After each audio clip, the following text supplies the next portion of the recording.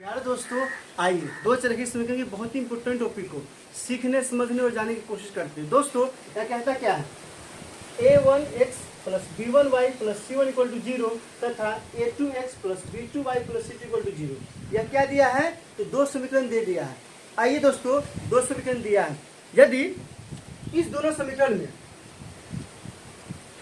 यदि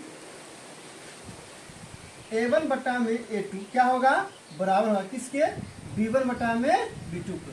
तो दोस्तों, अगर a1 बटा में a2 बराबर है b1 बटा में b2, तो फिर क्या निकालेंगे हम? c1 बटा में क्या निकालेंगे? c2 निकालेंगे। और अगर ये बराबर नहीं होगा, अर्थात a1 बटा में a2 बराबर होगा b1 बटा में b2 के, यह बराबर होगा, बराबर नहीं होगा किसके?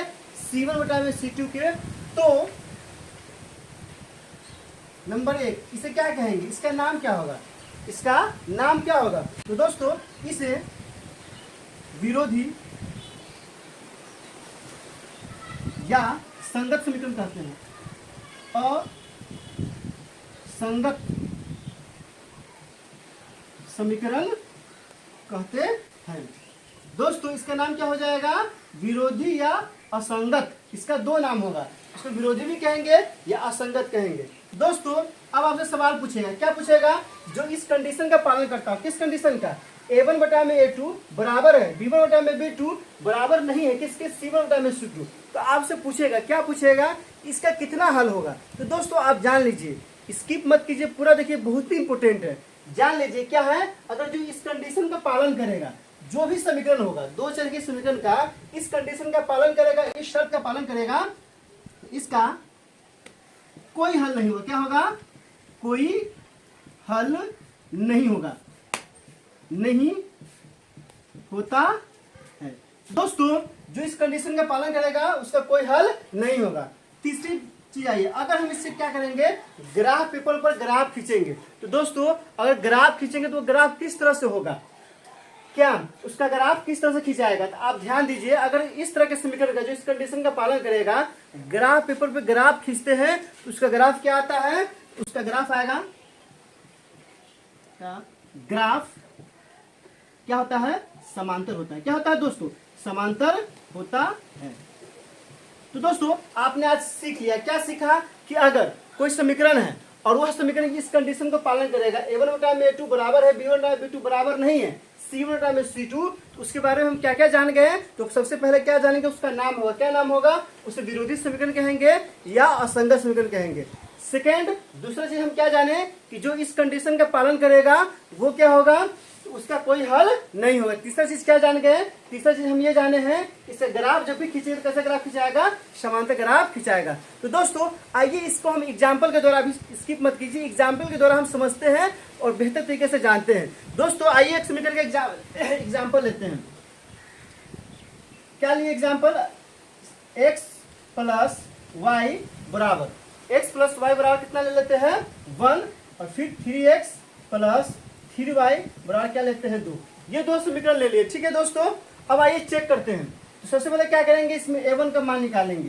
तो दोस्तों, a1 का मान निकालेंगे तो a1 का मान क्या होगा? पहला समीकरण के x का गुणांक हो जाएगा 1 हो जाएगा। फिर क्या निकालेंगे? b1 का मान निकालेंगे। b1 का मान क्या आएगा? तो y का गुणांक क्या हो जाएगा? तो 1 हो जाएगा। फिर निकालेंगे c1 का मान। तो c1 का मान कितना हो जाएगा? तो दोस्तों 1 हो जाएगा। फिर क्या निकालेंगे? तो a2 का मान निकालेंगे। तो a2 का मान कितना हो जाएगा दोस्तों? 3 हो जाएगा। फिर क्या निकालेंगे? b2 का मान निकालेंगे। तो b2 का मान कितना हो जाएगा दोस्तों? 3 हो जाएगा। फिर क्या निकालेंगे? c2 का मान निकालेंगे। तो c2 का मान कितना हो जाएगा? 2 हो जाएगा। अब दोस्तों आइए क्या निकालेंगे? a1 बटा में a2 निकालते हैं। तो a1 का मान कितना है? 1 है, ठीक है, बटा में a2 का मान कितना है? तो 3 है। तो दोस्तों, a1 बटा में a2 निकाल चुके हैं। अब किसका मान निकालेंगे? b1 बटा में b2 का मान निकालेंगे। तो दोस्तों, b1 का मान कितना है? तो 1 है, तो 1 लिखेंगे। b2 का मान कितना है? 3 है, तो 3 लिखेंगे। आप ध्यान दीजिए, क्या ध्यान देना है कि a1 बटा में a2 कितना आ गया? 1 बटा में 3 आ गया। b1 बटा में b2 कितना है? 1 बटा में 3 आ गया। दोस्तों, आप ध्यान दीजिएगा, जब a1 बटा में a2 और b1 बटा में b2 बराबर आ गया है तो फिर क्या निकालना पड़ेगा? c1 बटा में c2 निकालना होगा। अगर a1 बटा में a2 बराबर आ गया b1 बटा में b2, तो फिर हम क्या निकालेंगे? तो आप ध्यान रखिएगा, c1 बटा में c2 निकालेंगे। क्या निकालेंगे?